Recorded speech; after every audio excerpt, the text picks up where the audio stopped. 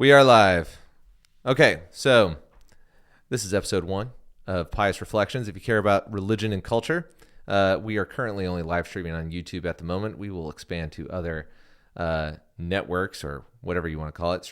Platforms is the word. Today, we are going to be talking about the unspoken grief of never becoming a grandparent, an article in the New York Times.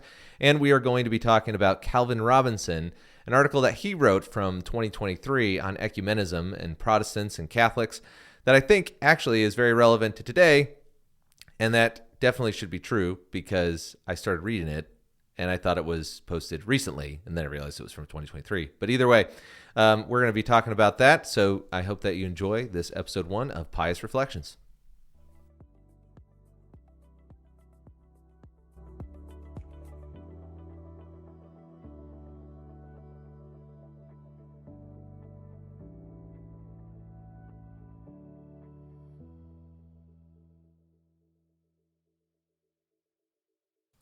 All right, welcome back. So before we get started, I do want to go over just some funny tweets to give you guys an idea of the kind of person I am because, we have millions of dollars here that we've invested into this project. And so I just know that many of you probably have very high expectations. But today I was very excited about this. I had some pretty good tweets today, and I just want to share them before we get started into the heavy stuff about church doctrine, whether or not your church can tell you can have kids and all that fun stuff, and critiquing one of my favorite Anglican priests. It's never fun when, you decide to go after one of those guys that you really enjoy, but hopefully it ends up getting me an interview with Father Calvin Robinson. I mean, that would be really cool. So, share this out and let him know that I criticized one of his articles from 2023 so I can talk to him.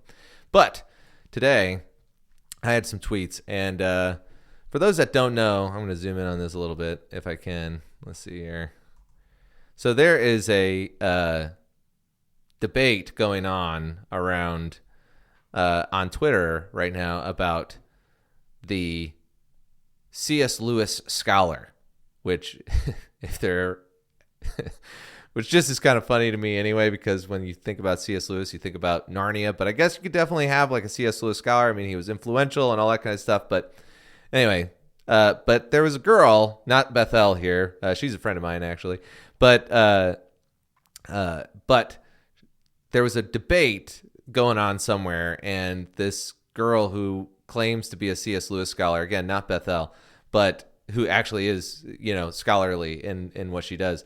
This other girl, though, apparently was like going after somebody else about how she had a PhD. She was a C.S. Lewis scholar, and that she wanted people to listen to her. And so I just got a kick out of this, and a bunch of people were laughing at it on Twitter, the 3 bots that I have. And this was what it was said. Since there was little discourse about C.S. Lewis scholarship yesterday, I reiterate that the entire concept of C.S. Lewis scholarship is silly and enables inflated self-image in people who are just really big C.S. Lewis fans. This is a gender-blind assessment, by the way. BTW, by the way. And I responded to my friend who was, again, it's not Bethel who's the snobby C.S. Lewis scholar, quote unquote, but she is critiquing it, and I decided to jump in the fun. PhD in Narnia here, which I do have. That is a real thing. And I have studied the hairs on the lion, and Lucy's, water is definitely something that scientists should look into. But yes. Do you know how deep Aslan's claws have to dig into dragon scales in order to pull them It's off? in the postdoctoral work. Oh, okay. All but right. C.S. Lewis scholars are the undergrad of Lewis scholarship. I don't even talk to them until they can give me a paper on the intersection of quantum mechanics and the deep magic. People just need to level up these days before they jump into the Lewis PvP arena. And I just got a kick out of that. I was laughing as I was walking around the house today, and my kids got in trouble, and I was laughing, and it was good. And then there was one more. Megan Basham, who's done great reporting for the Daily Wire, talked about, at the doctor, 20-something looking nurse just called me a young lady in that patronizing tone medical workers sometimes use to be sweet to someone they clearly do not see as young, and I am devastated. And what I said was pretty funny, if I do say so myself. If one of the signs that you're a comic or a comedic person in my mind is that you can laugh at your own jokes. As my dad used to say, I'm the funniest guy I know. And that is definitely true of myself. And I said, the struggle is real. Last time I was at the doctor, they told me the same thing. I was like, how many ladies do you know with a beard? Then they showed me this emoji. And yes, there is a bearded woman emoji in our phones because we are insane. And then I started the back in my day speech. And I thought that those were all worthy of virality. And they didn't go viral. But maybe they will after you guys watch this stream. But on to more important issues. There was an article in the New York Times titled, and I'm going to grab it here, The Unspoken Grief of Never Becoming a Grandparent. And this ties into what we're going to talk about today, which is the difference between Protestantism and Catholicism, and the difference between the institution and the individual, and why these things are really important when we're talking about moral issues. And I felt like this was relevant because not just this article on grandparents not having grandkids, but also the idea of what does it mean for Christians to actually be united. And I felt like having written an article earlier this week on unity, or last week on unity, you can check it out at piousreflections.com, and John Paul II, unity and John Paul II is what the article is on. When Father Calvin Robinson's article on Protestantism and Catholicism popped up in my Substack feed, I thought, oh man, this is kind of a different approach, and this would be good to kind of engage my viewers and my readers on. And so that's what we're going to talk about today. But I want to start with this article from the New York Times and kind of use it as a segue into why you cannot be in a proper Christian without an institution. And so we're going to dive into that. So here is the article. Oh, that's Father Calvin Robinson stuff. So this is the title, Unspoken Grief of Never Becoming a Grandparent. A growing number of Americans are choosing not to have children. Their parents are grappling with what that means for them. This is by Catherine Pearson, November 11th. So I think that's today, isn't it? No, it's yesterday. So, it reads, Lydia Burke, 56, has held on to her favorite copy of The Velveteen Rabbit since her 3 children, now in their 20s and 30s, were young. She loved being a stay-at-home mother and filled her family's home with books. All of her children could read before they started school, Miss Burke recalled with pride. She hoped one day to be a cool grandma who would share her favorite stories with a new generation. But none of her children wanted to have kids, and though that decision is right for them, Miss Burke said, it still breaks her heart. I don't have young children anymore, and now I'm not going to have grandchildren, she said, so that part of my life is just over.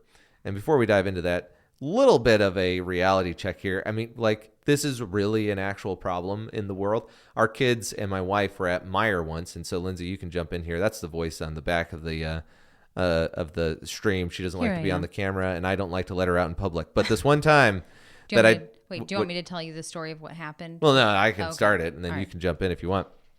But what ended up happening was that she told me this story, and you'll jump in a second. But basically, you were with kids, with our kids at Meijer, and this lady came up to you, and she basically said, "Can I buy your kids some snacks or treats in the aisle?" Right? Yeah. Yeah. Do you want to tell it now? It's called a setup. This is episode 1. We're lucky that there's nobody watching right now. We're figuring it out. You're still the only one in there. But anyway, keep going. So we were checking out, and this sweet little old lady walked up and asked if she could give the kids some money to buy some gum, and I said yes, that was fine, and thank you so much. And then this poor little old lady told me that the reason that she was giving us this money was because she had no great grandchildren to do nice things for. I think she said she had maybe 6 or 8 grandchildren, and they had all determined that they would not be having children of their own. And she was so heartbroken that her days of loving on family members were over, that when she saw our kids, she just felt like she had to do something and wanted to encourage us. And so she bought you guys some snacks. Yeah, she bought treats. The kids some gum. Yeah. Yep. And just for the record, our kids get this all the time. And I think it's this idea of older people just giving them stuff. And it is a bizarre thing. Like, I don't think we have had to buy bags of candy since we've had kids that could, talk to adults and stuff. And because when older people meet our kids, they just bring bags of candy like once a month, like a subscription service. And this is weird because it shows that they don't actually have these young people. So what the New York Times is talking about here in this article is indicative of something that's actually a bigger deal than just like a couple statistics and stuff. We are actually facing a real problem, and it's relevant to the Christian culture because there is an institution out there that kind of foreshadowed this, if you want to use that word, or prophetically predicted this with its teaching. And that was the Catholics, and we're gonna dive into that in a little bit. But we keep going down this rabbit hole here. Like Mrs. Burke, a growing number of Gen Xers and baby boomers are facing the same, sometimes painful fact that they are never going to become grandparents. A little more than half of adults 50 and older had at least one grandchild in 2021, down from nearly 60% in 2014. Amid falling birth rates, more U.S. adults say they're unlikely to ever have children for a variety of reasons. Chief among them, they don't want to. And the article goes on and talks about stuff. And I'll be honest, I didn't read the entire article because I didn't need to for tonight's stream. But the question becomes that last line there, and even Miss Burke, when she says, they're just making a decision that's right for them. This begs the question, number one, are they? Are they actually making the decision that's right for them? If they're not, who's supposed to tell them that the decision is immoral, not just a bad preference like, smoking tobacco or something like that? And who, if anybody, has actually predicted this, that, the idea that if you get married, you moral obligation ought to have children. And I don't think any of us would be comfortable, and I know the people on the people on the left would not be comfortable with the government suddenly saying you are now legally required to have children. Like, I think everybody would say that's wrong, but we have no problem with people saying, you're legally required to, not murder people. Like, we like it when the government comes in and says, hey, don't do that. That's against the law. We have a real problem with conscription. Like, we don't like that. And, nobody would want like a baby draft where, suddenly they're going and grabbing women and saying like, all right, well, the birth rate's down and we need your womb. Or we need your eggs and we're going to make these babies in vitro or in a lab, baby maker 3000 or whatever. But this brings me to Father Calvin Robinson's article where he talks about the idea of unity amongst Protestants and Catholics, and how we need to kind of get over things in our current kind of theological battle, because we're so fixated on fighting each other that we're forgetting about the greater cultural battle and evangelizing the world. And one of the things as we go through this that I want you to kind of pay attention to, and we're going to go through a couple slides. I don't want to cover the whole thing. I'll probably skip around a little bit. But one of the things that I want to bring up here in this article, I have it here up on the screen. It's titled Catholics versus Protestants, the Necessity for Church Unity. And I've been thinking a lot about this because, number one, I'm a convert to Catholicism. And so, and I've only been in the church for a year, but this is a question that I get a lot from my from my Protestant friends and from my Catholic friends. Basically the question like, so how are you to relate to us is usually like the Protestant question. And then the Catholics are like, so how are your Protestant friends taking that you're Catholic? And, do you think they'll ever become Catholic? And there's this kind of tension that you're kind of stuck in no matter what, because you never thought you were going to be Catholic and now you are. And we're in a different time now. In a sense, this time actually shows, at least from my perspective, that we are a lot more united individually about our faith in Jesus Christ, even though our institutions are wildly far apart. So we're just going to go through this article where he kind of jumps into this the nature of his his kind of reason for writing it. He basically says, he's been getting all these messages from different Protestants and different Catholics, and he says, he's basically getting it from two camps that are the most prominent in his inboxes at the moment are the Roman Catholics and the Protestants. And he starts off the article saying, increasingly, I'm receiving messages from my brothers and sisters in Christ, which appear to be an attempt at dividing the kingdom. The number of sectarian comments and direct messages is concerning, but then I suppose we're tribal by nature. And so this is basically to kind of set up the reason why he's writing this. It's not like he just jumped into this and decided that he wanted to ruffle some feathers or anything like that. He's actually responding to the experience that he's having. And again, Father Calvin Robinson, if you see this and you want to talk about this article, I would love to have that conversation, because I think I could learn some things or a thing or two from you about Anglicanism. And, I don't know that you could learn anything from me, but it would be a great conversation. But I do think that Father Calvin is wrong in this article, and I think that it's okay to disagree with people that you admire and appreciate. Also, he's in Michigan now, which is where I used to be. And hopefully maybe I'll bump into him at some point and say, hey, I critiqued one of your articles on my stream. Maybe I won't lead with that. But as we go into this article, we're going to just start off and we're going to go through some of these highlights that he has. He says, schism is not good. Separation is not to be desired, and we should pray and work toward a united church. The Council of Vatican II reported that Catholics today should not hold Protestants of today to blame for the sin involved in the separation, and I think that works both ways. We should focus on the things that unite us, such as our faith in Christ, over the things that divide us, such as our worship styles. Now, I agree with everything that he said right there, right up until he says worship styles. The thing behind any worship is your theological positions. And behind any theological position is not the individual, it is the institution.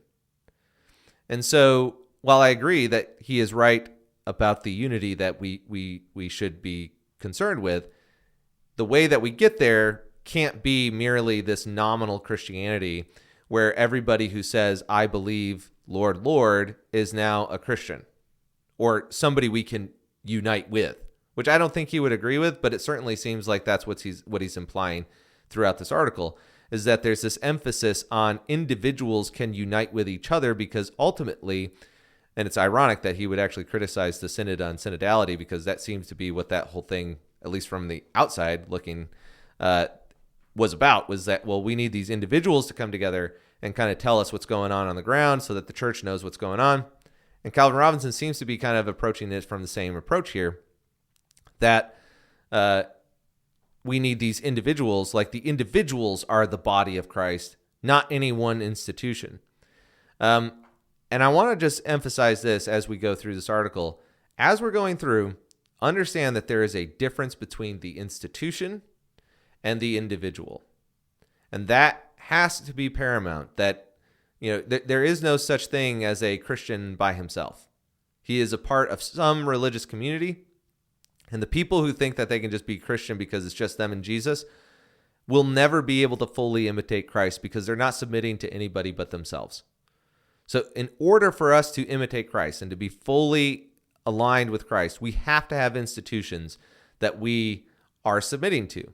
And there has to be one, logically speaking.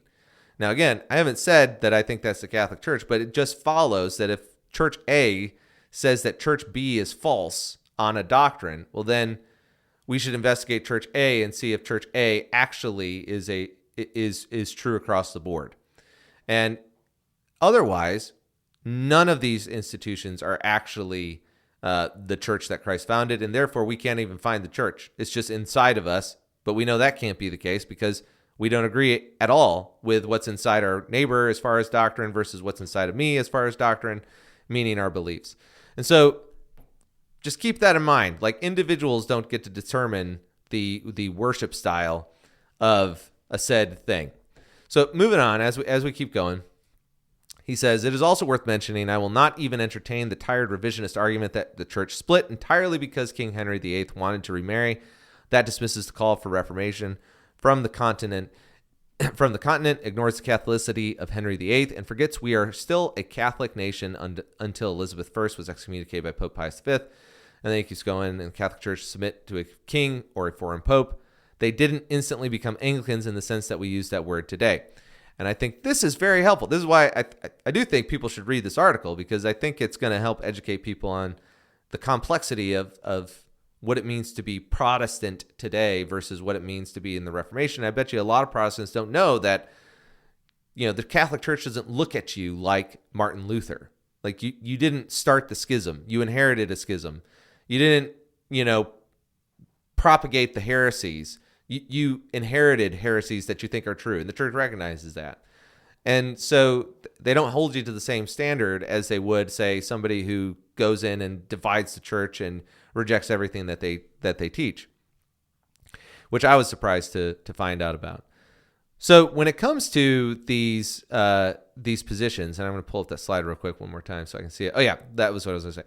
So the other thing about this is that most people think that, when I was Anglican, a lot of I myself and others, I think, thought that the Anglicans were just kind of part of the Protestants, but they aren't. They actually are extremely Catholic, and they're just probably, at the time when they were in schism with King Henry VIII, it would be more that they were in schism than it was that they were in heresy, because the fact that, the Pope wouldn't grant King Henry VIII the annulment that he wanted. So he's not even trying to get a divorce, he's trying to get an annulment.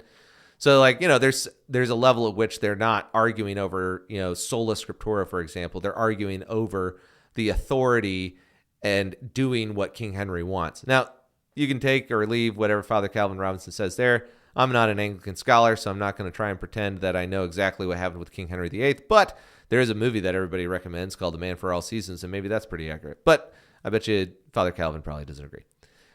Moving on, where institutions drive us apart, and I want to stop right there. Institutions do not drive us apart. Institutions are, by definition, the establishment of different truth claims, and then people unite in those institutions. So we are the United States of America. That means we're not Britain.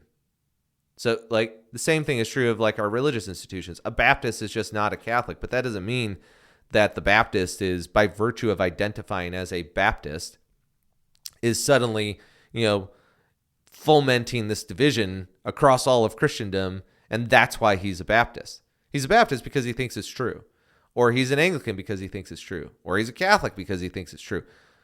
The truth is divisive, and the truth claims that we make form assemblies, and those are the institutions.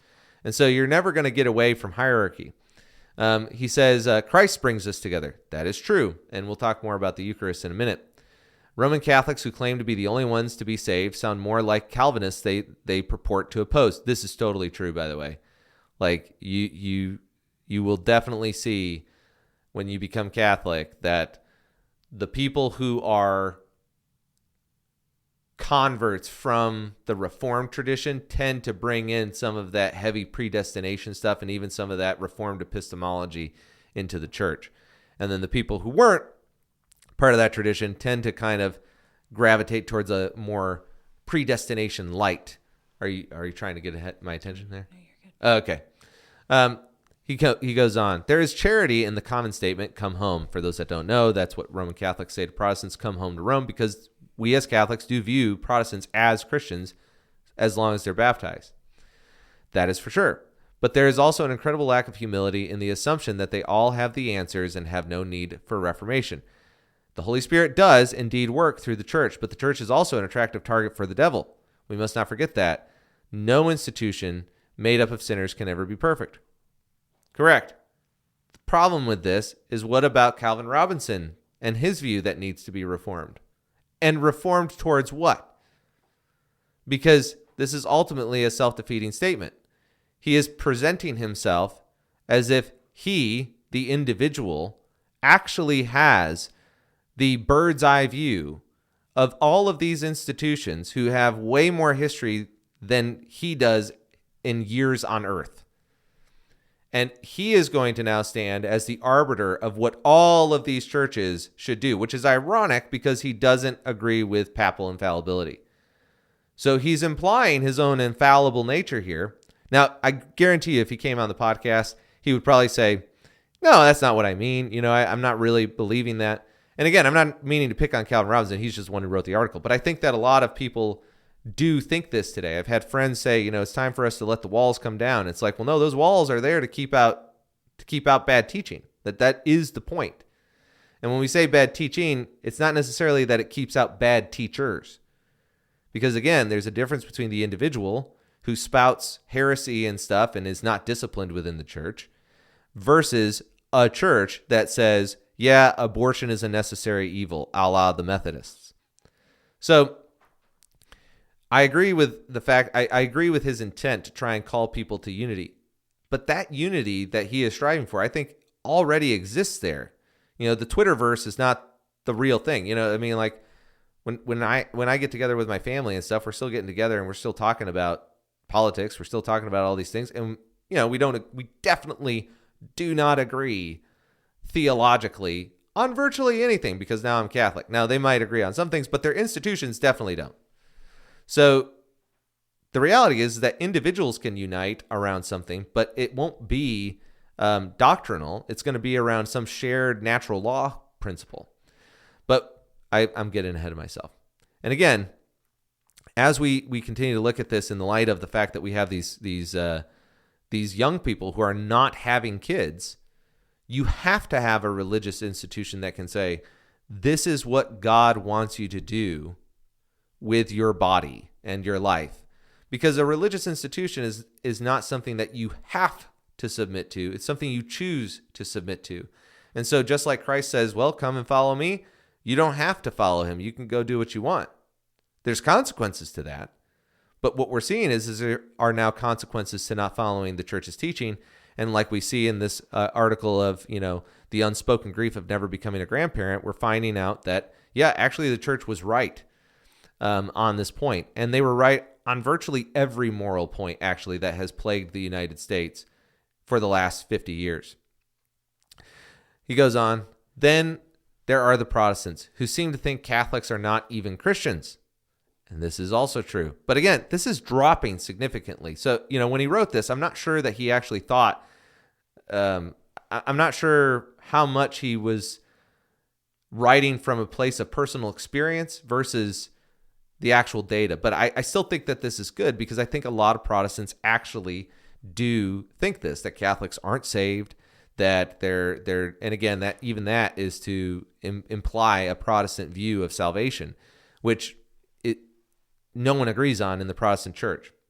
So when we come into this to this article and we look at this, he says, there are the Protestants who seem to think Catholics are not even Christians, the Protestants who constantly misinterpret Catholic doctrine, Protestants who think they understand the Bible better than their Catholic brethren.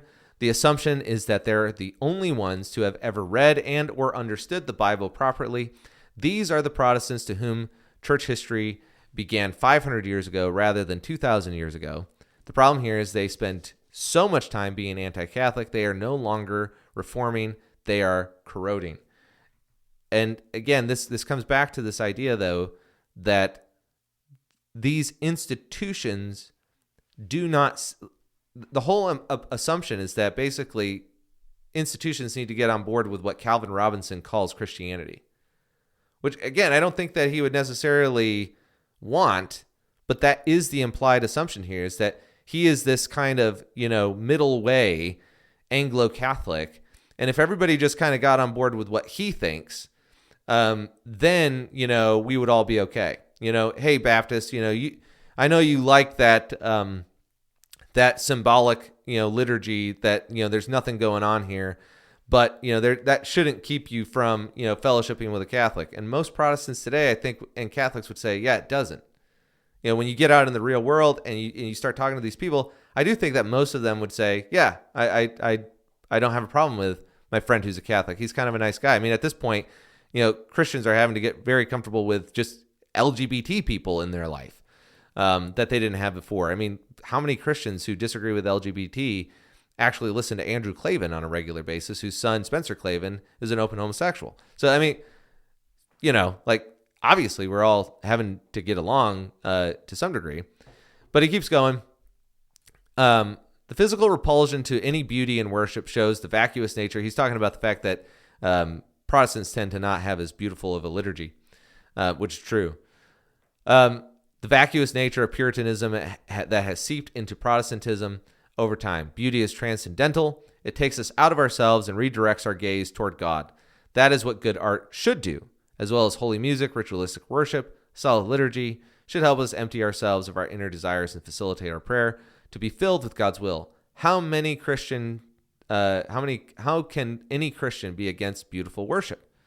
But again, this is going to make more enemies, I think, than it is going to bring unity, because what he's ultimately saying is that we should have indifference. For example, I was talking to a canon lawyer who told me that the Orthodox do not permit their members to even attend a Protestant service, whereas a Catholic, for reasons of ecumenism or whatever, could attend a Protestant service, but they can't take communion under, otherwise it'd be a mortal sin. So is Calvin Robinson saying that, I should just set those teachings aside if I'm an Orthodox, that I should just come together and worship? How is a Baptist supposed to look at what the Orthodox and the Catholics have around the Mass and incorporate it into their liturgical traditions, which is basically nothing, and remain Baptist? So this appeal, again, it's not so much Calvin Robinson. I'm kind of picking on him, but this is something that seems to be ubiquitous around. Like, I don't think Father Calvin Robinson's view is the minority view amongst Christians today. I think a lot of Christians are afraid of the kind of oppression of the state. They're seeing things like in England, where they're arresting people for praying silently. They're starting to feel this pressure, and they're starting to say, which I think is wrong, you know what? Our churches aren't actually important. What's really important is that we just stick together. And that's not a good approach, because all nations rise and fall, and it's only the church that Christ promised would remain. And so I think you got to be careful when you start to say, like, well, how can a Christian be against beautiful worship? Well, the reason why a Baptist, just speaking as one who used to be one, the reason why a Baptist would be against quote unquote beautiful worship is because their theology says it's idolatry. So we can't sit here and suddenly say, kind of throw rocks at them for not having the same beautiful worship, when they're like, well, we just believe in symbols. We don't believe that you should have any artwork. We don't believe in any of those things because we don't want any images of Christ or whatever. And so that's a big problem. And as we wrap up, I think this will become clear. He says there are bigger, more urgent battles to be fought. There are those who would drag the church into apostasy with heretical views on the issues of human sexuality, denigrating the sacrament of holy matrimony. Same-sex marriage is not an issue exclusive to Anglicans. It is also a threat in Roman Catholicism, thanks to the German bishops and the Synod on synodality. And he goes on to say some more stuff here. Let me just jump ahead here. The argument about which corner of the church contains the most errors is a fatal one. Any institution made up of fallen individuals will have problems. The 20th century has not been kind to either camp. Contraception, women's ordination, trans rebaptism, and now same-sex blessings have been tearing apart the Anglican communion, whilst the liberal progressive spirit of Vatican II, the child abuse scandal, and now the suppression of the traditional Latin Mass have been ripping Rome apart. And I understand where he's coming from on some of this stuff, but again, the question is, it comes back to, well, what role does an institution have in uniting us? Because right now, you've taken pot shots at every institution and also implied that Protestants are united.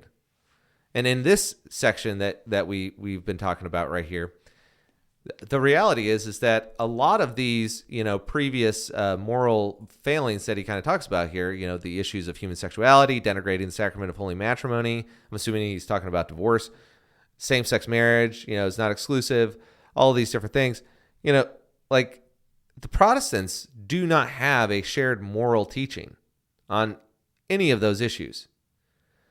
And let alone the idea that the church could tell you should not use contraception, or that you should not, that if you get married, you're obligated morally by God to have children. Now, if you look at what's going on in our culture right now, this is a problem. And like I said before, who's going to tell the grandma's children You are morally obligated to have kids. We don't think it can be the state. We definitely don't think it can be the grandma. The only person who has that authority is God. But where is that person going to get that information? Well, be fruitful and multiply. Well, yeah, be fruitful and multiply, but you could evangelize. You could do a lot of things. And the amount of, and I grew up in a place where people mocked this teaching in the church, and I used to think it was stupid too. And then I started seeing Elon Musk start telling everybody to have kids, started seeing Jordan Peterson starting to come out and talk about how radical the contraception was to society and how it really radically changed our perception of what a woman is. So we are seeing right now the consequences of people, not Protestants, but just people rejecting the teachings of the church. And so I think we have to look at something like this when we say, well, we can all be united. There's bigger fish to fry, basically, than our theological differences. But when this earth has passed away, the theological truth is what's going to remain. And so we want to be as close to Christ as we can be on this earth. And so he continues to go on here. He says, contraception, women's ordination, Anglicanism. Virtually every single denomination right now, with the exception of, you got the Methodists, you got the Presbyterians, some groups. All of these have split over these issues. The Methodists are basically saying that abortion is okay. You've got same-sex ordination, or you got LGBT ordination in the Church of England. That was a big reason why the Anglicans became what they were. And then you've got Anglicans like Father Calvin Robinson, who's old right. So, yeah, this is ripping it apart. But the problem is that you don't have any of these positions actually united on. And so there's one last slide here. He says, as Christianity declines in the West, the battle is no longer between Roman Catholic and Protestant denominations, or even amongst us Anglicans between Anglo-Catholics and evangelicals. The battle is now increasingly between Orthodox and heterodox, between conservatives and liberals. We must band together, Catholics, Anglicans, Orthodox, Evangelical, Baptist, Methodist, and Pentecostal, to protect the faith against liberal progressive secularization. To that, we must live out our faiths fully and in unity. So, last couple things. Number one, Anglicans believe in female ordination. So do certain Pentecostal groups and Methodists. So that was one of the issues he cited. So how are we going to unite if the institutions are telling people that these things are the teachings of their institutions? Furthermore, you have Catholics and Orthodox and old Anglicans who would say that the Eucharist is really important. But the Evangelical, the Baptist, the Methodist, and the Pentecostal would say that's idolatry. Now, maybe some Methodists might say, well, it's still a sacrament. So I'll give a pass on that. But what you're ultimately calling for is us to leave, and this is what this means, to bring the walls down, is to leave what we believe Christ instituted. Because again, Baptist or Methodist or Pentecostal or whatever, presumably believe that their church is the church that Jesus wants everybody in. Now, if you don't believe that, then the question is, well, is there a church that God wants everybody to be in? And if your answer is no, well then, I guess we can't really know. But this comes back to this question of unity and faiths and the idea that nobody owns Christ. Well, but the idea that Christ unites us is definitely true in the sense that we all want to serve him. But Christ, before he died, said he wanted us to be one, as he and the Father are one.